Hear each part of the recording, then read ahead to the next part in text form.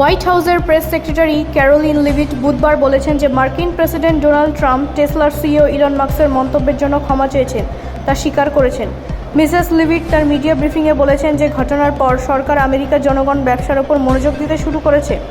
রাষ্ট্রপতি আজ সকালে ইলন যে বিবৃতি দিয়েছে তা স্বীকার করেছেন এবং তিনি এর জন্য কৃতজ্ঞ এবং আমরা আমেরিকান জনগণের ব্যবসার ওপর মনোযোগ দিতে থাকছি।